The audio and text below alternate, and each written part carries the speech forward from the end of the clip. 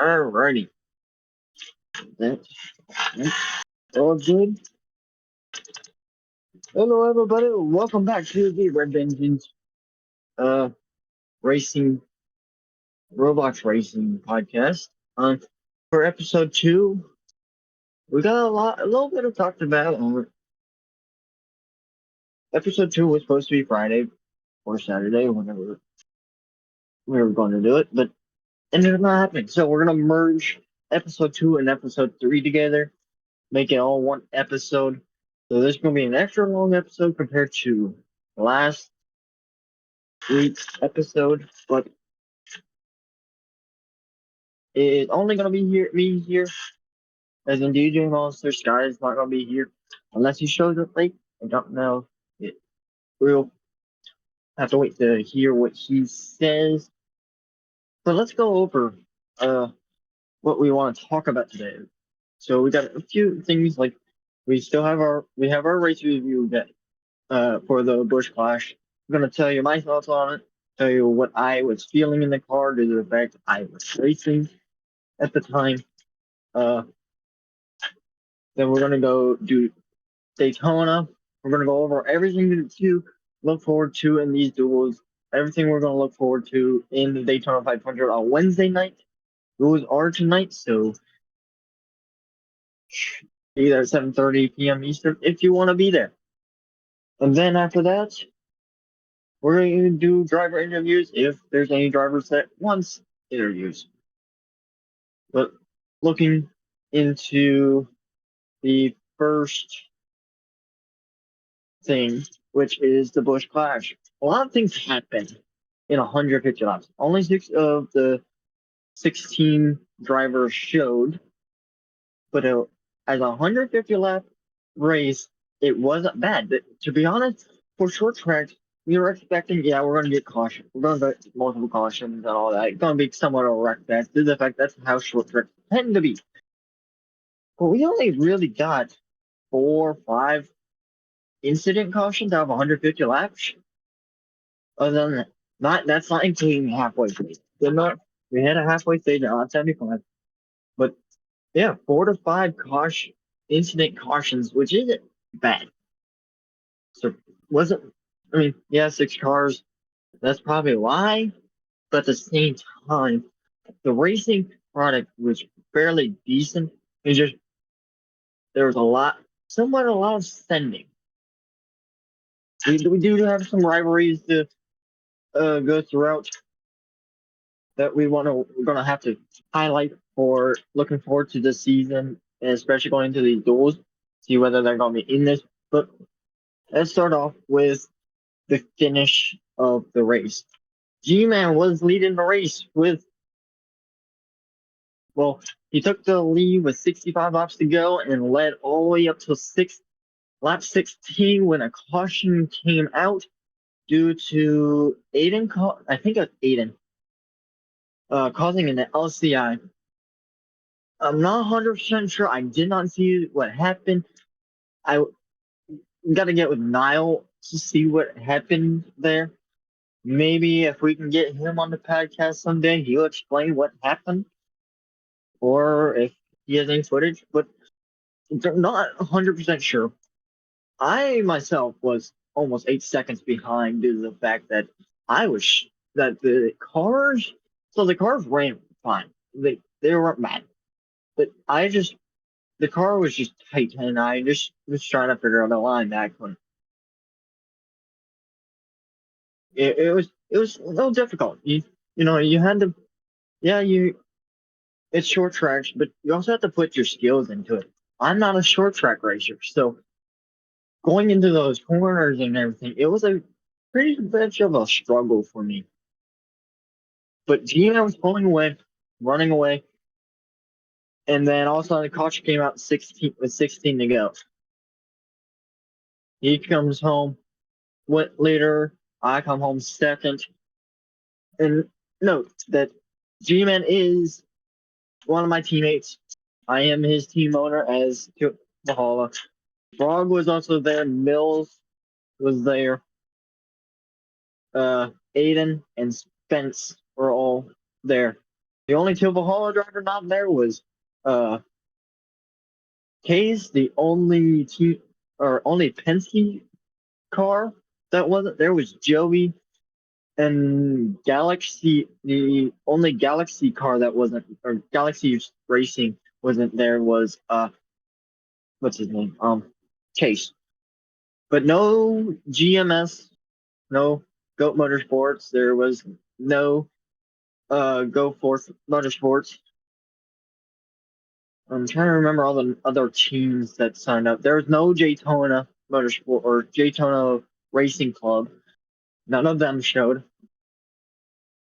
But going into 13 to go, green flag drops.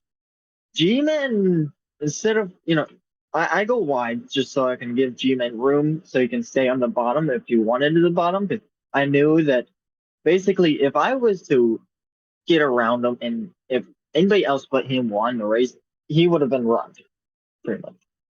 We'll go over who was the fastest car, who was the uh who led most laps and all that later on. But the 13 to go, he takes it too close. Like instead of turning a little bit later or making it just right into the corner, he turns way too early and hits the CC wall. So he ends up going to the back of the pack basically and have to run down. So I take the lead, end up pulling away. And as these last 13 laps were winding down, he had to make his way through the pack, and he ended up getting to the back bumper with 2 to go of my back bumper with 2 to go. Going when we got to the white flag, G-Man made a dive bomb into the first corner, got to my inside. We weren't clear on the backstretch. I actually got the exit corner run going down the backstretch, and then going into turn 3 and 4, G-Man slid up in front of me, and I just basically arced the corner and got to the inside and passed G-Man. To be honest, for what happened that race, G-Man definitely got robbed. But Silver Hollow in general, overall, out of the 3 cars that were there, me, G-Man, Frog, we all led the most laps. I led 60 out of 150 laps. G-Man led 59 of 150. Frog was the lackluster driver. He won pole, but he only led 1 lap, which was surprising. Usually Frog does a little better than that. I have to pull up the stats, but Aiden led 21 laps. And yeah, Aiden led 21 laps and Spence led 9 laps. So Frog leading the least out of everybody, but the really surprised driver that we were somewhat expecting to be out front was Mills. He was just never, yeah, he contended for maybe a couple laps, but he was just never really there. Went couple laps down near the end of the race, ends up getting all of his laps back since it was a caution. I was just giving laps back just so that way everyone can have fun and have a chance to win the race. We would not be seeing that after that though. Starting these duels, if you go a lap down, you're a lap down. You stay a lap down unless you get the free pass, which is the first car ahead of her, first lap car ahead of her, all the other lap cars. But for finishing order, I ended up coming home with the win by clearing G-Man off of turn number 4. They didn't have to use the bumper or anything to him, just got to his inside and used the exit. That's where I seem to be prevail versus G-Man, but definitely entrance was the faster way to go. Just exit was what I pretty much practiced the entire time when we did practice. Versus G-Man, G-Man was definitely the fastest car of the night. He just had to work through his way through, people being somewhat chaotic. But G-Man definitely dominated the final half of the race until, like I said, that's lap 16 or that 16 to go caution ruining his race. as I noticed, we have Cody in the BC. Cody, would you like to be unmuted and be like our guest person here today? Alrighty, because you for sure for what happened during the clash and all that, you definitely would have be one of the drivers or one of the people who have insight for the clash due to the fact that you were there watching. All right, you should be unmuted. Yo, yo. There you are. So, Cody, you and I, you guys chose two different people to win the race before the clash started, but neither one of them, your guys' picks, was the right call because yours almost turned out to be true. G-Man almost won that race, but if that lap 16 caution didn't come out, that's what caused the issue. What was going through your mind with those last 13 laps to go while you're hosting with Niall? Um, I was just, obviously being on commentary, you're not supposed to show any bias. So Yeah, I, I was just trying to call it directly down the middle, say exactly what was happening on the track.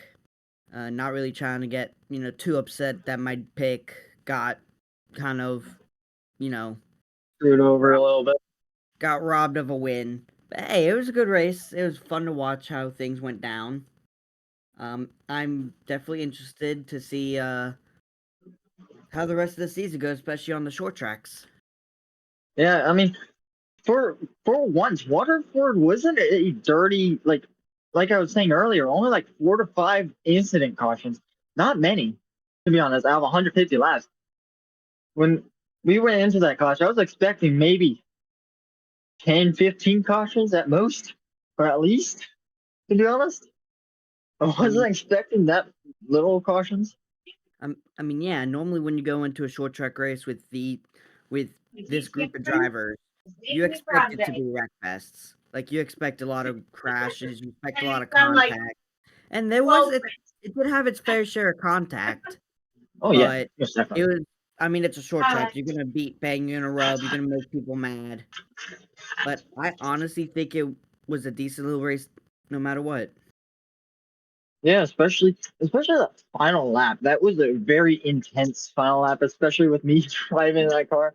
Because I had G-Man on my inside going to turn 1 and 2, and I was like, I don't know how I should play this. And he makes himself clear going to 3 and 4, but he just goes wide and gives me the inside of room where I was better off because I was better off on the exits, not the entrances, which was surprising to be honest, to You say the took least. you took some lessons from me because that's where I would make a lot of my passes on a lot of the short tracks was I would sacrifice speed on entry and get it on exit. Yeah, but overall, Gma was definitely the fastest. Feel bad for the guy, but going into Daytona, he's Silva Hall in general. Don't know about much about Case because wasn't there at the clash, so we didn't see where he would line up with everybody. But between me, G-Man, and Frog, Silva Hall has brought something to the clash that I guess no one's seen in like at least a long time, especially since the last time you were in the car for Silva Yes, Hall. I've 'Cause, that was the best I've seen you guys in quite a bit. So it's gonna be very, very interesting to see how you guys work together for Daytona. yeah, we have already been coming up with plans, but I mean, seriously, we have not dominated a race in maybe a year or two like It's that, to I be think honest. last time y'all dominated a race was with me. Daytona 500. I Either think the LU won 500 season or the three, or not 600. season two. It's either Yeah, the 500 or the Coke 600. So yeah, I'm excited to see how you guys work together at Daytona. It's gonna be fun to see. It's gonna be interesting to see who all works with who. yeah, most definitely. Because I mean, yes, you got we right now we only have two manufacturers of four, even racing. We have Chevys and Fords, and I think most of them are actually Fords. There's more Fords than Chevys, but that doesn't always mean the better. Doesn't always, especially when you have, drivers that are really really good at pushing, working together, making the right calls, stuff like that. And you definitely know me. I am a very, how do I say it, strategic person. I like to make a bunch of strategies in my head for no reason. And most of them usually don't come out to be what happens, but I just do it just for the hell of it Yeah. because it's fun to do. And sadly for you, you're not running full time at all this season. So you won't be able to be a part of the power rankings that will be coming out after Daytona 500. No, I'm not. It's gonna be interesting to see. You know, I mean, obviously, owning Go with Motorsports, something that I've started before, and it was a Mhm. part-time car. But this year, you know, we're leaving the door open. The door is still open for the potential for Yeah. a full-time car to be opened. But as of right now, sticking with part-time with this number 60 crew. Gonna be running the 500. Hopefully, I feel like we have a good car prepared, put together, but we'll see what happens. Well, yeah, let's go on to talking about Daytona. Uh, there's going to be a lot of things happening. There's going to be a lot of pushing. There's going to be a lot of bumping, and potentially a lot of wrecks. People are going to give bad pushes, bad blocks, stuff like that. It's going to cause people to wreck and piss people off. But like I was saying earlier, for the clash, we've seen our first rivalry of the season, which is between Aiden and Frog. And Hmm. like you were saying in the booth, there's no love to be taken from those two. No love lost between those two. Those two have had many, many issues in the past. Yeah, but going into Daytona, what is going to be other than go for motorsports because you guys always seem to be fast at the super speedways. But what is one team that you're looking at that is going to possibly stand out for I Daytona? mean, we've discussed we've discussed them till Valhalla because Wow. they have the most cars in the field. They are probably the best at working together. I would look for that team to Actually, work. we don't have the most cars field. Mills or Penske also has sports drivers. Yeah, Whether but they you all also show or have not, I more don't that know. show up. Yeah, that's true. Especially But when we don't know whether Coolberry is going to show or not. I, He's one of the I Penske drivers. yeah. Honestly, till Valhalla, I'm because all y'all have different strategies of how y'all take super speedways. Like I've raced G Man quite a few times on super speedways. Sim and I have had our battles for the win in Daytona multiple times. So I know how he is, and I know how you are. You like to ride around. You don't like to make anything happen. No. I know because if I were to, I would end up getting wrecked. That's the first issue that I noticed. That I was like, okay, yeah, no, we're not doing that. But G Man likes to run near the front. G Yeah, Man, G Man likes to be near the front. Likes to be working with people not in his team. So yeah. I'm Usually, usually for me, I'm not up front until the end of the racing. Like you've always seen at Daytona, I'm always like in the back, like in the very first 30 laps. But then once those final 5 laps, I've somehow managed to make up front. But then I'll end up getting wrecked or something. But that doesn't mean I'm going to change anything. I'm just going to still try to get up front whenever I can, when I can, and just do what I can. see. You know But my I'm on, strategy. yeah, You know what? You know I like to drive. If I'm gonna drop to the back, I like to see how long it takes me to get back to the front. Yep. And if it's difficulty, which usually you can just make it up within a lap or two up to the front, front, the back. So, I mean, it won't be as much surprise for you to be up front or anything at all throughout the race. But so, are we expecting to see manufacturer work together or just anybody work together for Daytona? I think at first you're gonna expect a lot of manufacturers working together, maybe mostly teams working together, but towards the end of the race, as I like to say, your friends are where you find them at the end of the race. Yeah, So I think in the beginning, yes, it'll be a lot of like teams and manufacturers, but the end, it's gonna be whoever can get you to the front, so you can have the best shot at the win.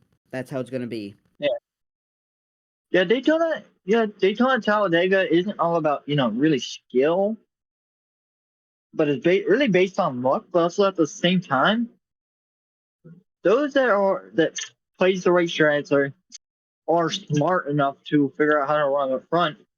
Those are going to be the guys that's going to be fighting for these competitors. You were actually one of the drivers that raced in this car actually in ANRS for season 2. So you definitely know what to expect from these cars if you remember when that happened. I know a little bit. I remember a little bit. It's gonna take obviously it's gonna take some time getting back used to being behind the wheel because I haven't been in a car in a little while. Um, but no practice. Everybody's gonna be in the same playing ground. I know I'm not gonna qualify well. I never do. But I'm excited to see what speed we have in the 60. Yeah, that that's the complete opposite for like Tuvahala, especially in the past. Tuvahala's fast in qualifying, but then all of a sudden just falls off during the race. That's most definitely one thing that Tuvahala needs to work, has been has been wanting to work on since day one. But I feel like we've definitely been getting better throughout the season. But Y'all have I have noticed y'all have gotten a lot better when it comes to your qualifying pace. Like I know at the Clash, yep, everybody let me get behind the wheel of a car just to see, see what my time would have been like compared to y'all, and I'm still shocked by how much faster I was. yeah, most definitely. Uh, but Daytona. But like I was saying, Daytona's gonna be interesting. The main things that are going to definitely be to watch out for is whether you people are going to have great pit stops, whether people are going to have mess ups. Really, really, the mistakes are going to be either on pit road or when you're in the middle of a pack. I know in real life you want to be out front so that way it can avoid the cars, but in road racing it's a little different. The front kind of dangerous for the way everybody runs and it is how aggressive they are, in my opinion. At least from what I've known. Like you said, you haven't been in the car in a while. I haven't been in the car for a super speedway in a couple of years now. Whenever LUM or NRS season 1 happened, that was the last because the Daytona 500 was the last race I ran a super speedway race at. So I don't know what to expect. I mean, I saw what to go through for uh what happened at the Daytona 500, but I have no feedback on what the cars are going to handle, like how they feel while in draft. Because all I did with these cars prior was do testing. So I- I feel like I'm at somewhat of a disadvantage here. You are, but I think you're still gonna be He's definitely gonna be better than me, but I actually do gotta go. Thank you for having me, and I'll see you Mm-hmm. later tonight in Daytona. All right, see you later. Which Daytona is almost in 4.5 hours. Yeah, 4.5 hours. So then for the duels. But like we were saying, Daytona is going to be is an interesting track, to say the least. Got a lot of cars to look out for. Definitely more. I think there's more Fords than Chevrolets, but definitely the ones to watch out for is Go Forth Motorsports, Penske, because they've ran fairly well. I guess Valhalla is the Chevy team to watch out for. But the Fords are going to be fast. Those are going to be the ones to watch out for. So I'm honestly kind of curious of what's going to happen. But didn't get to talk to Cody. But after Daytona this week, we stay in Daytona these next 2 weeks. This week we're here at the Daytona 500. Gonna take the Daytona Oval all the way around.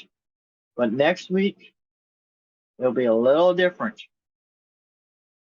Basically, the way it's gonna work is as soon as you come out of the driveway, you're making the left-hand turn onto the road course.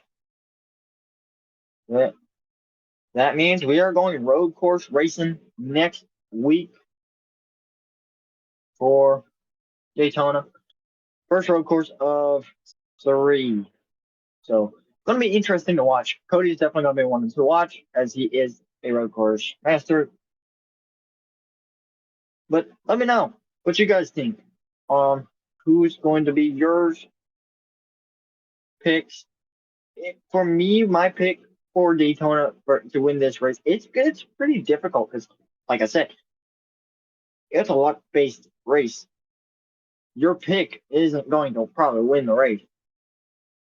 Like you go to a short track and all that, you kind of know who's going to be, or you know who's going to be up front because you know who's going to be faster. So that's why Niall and Cody they chose who they chose. Cody went for Gene, and I think Niall went for Spence. I think, yeah, he went for Spence, but or no, he went for Aiden. He went for an Aiden pick. Daytona, it's not like that. It's not that easy because yeah, you know who's going to probably run out front.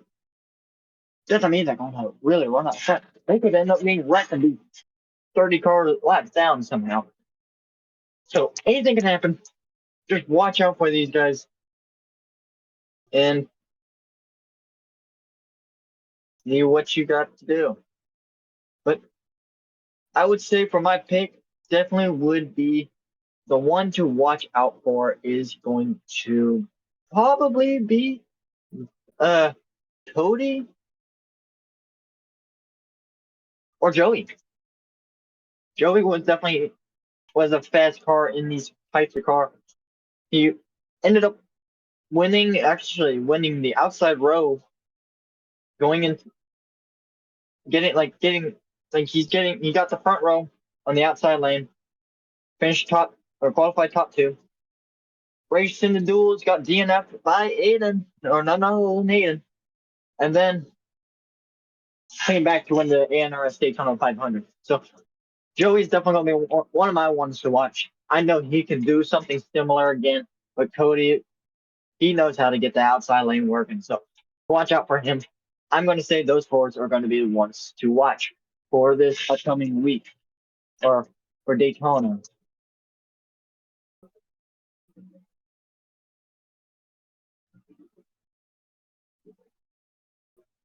Yeah, I was right. So there's 10 fours out of 17 cars for Daytona. 16 or only 7 Chevrolets. So Chevys are outnumbered, but at the same time, they have more teammates. If you think about it, due to the fact Valhalla has, me in the car, in the 16 car, driving the number or driving the Valhalla machine this time around. Then you have G-Man in the number 81. Then you have Frog in the number 10 and K's in the number 88. So, like, you got that team. Plus, you have an affiliate driver, Ultra, who is affiliate to Tival. So, they're going to be fast. And then you have the two teammates of Goat Motorsports. You got James in the number 9, and then you have Isaac in the number 48. So, they're going to be ones to watch as well going into these duels. And like we were saying earlier, we have, Chosen in the number 12. We got the two Daytona Racing Club cards, which is Daytona in the number 00 and JJ in the number 4. Then you have, of course, you have Galaxy Racing, which is Chase in the number 33 and Spence in the number 30. And then last but not least, we have Mills and Penske we got the Penske duo or trio. The quad? Since I would say trio, but here they're not a trio. There's 4 of them. Got Mills in the 22 Penske car. You have Joey in the number 34 machine. Then you have Aiden in the number 20, which is so note to self. Aiden is on probation for the Daytona 500, so he's got to watch out for what happened in the clash after the LCI incident with G-Man. And the other Penske driver is the number 21 of Coolberry. Whether you're sure or not, we don't know, but interesting pick choices. Like I said before, let me know in the comments. Let me know in the Discord if you're in the Discord. Let me know who's going to be your pick, because this is going to be one interesting race going around this track. We do have the records just in case someone does DNF like Joey did. But overall, this is going to be interesting. Daytona is always fun to do. But like I said, fast drivers, 17 drivers going at it, 1 trophy. Just a question, who's going to take it home? Well, that's going to do it. I am TJ Monster, your host, and I will see y'all tonight at the Daytona Duels. And we might have an episode Tuesday. So that way we get a review over the duels and then go into who we should look forward to from the day or at the Daytona 500, because basically the duels are going to give us a slight preview of what's to come. Daytona 500 is going to be fun to watch, and hopefully y'all enjoy this podcast and the racing action on air for the series. Thank you all for watching, and I'll see y'all tonight for the Daytona Duels, 7:30.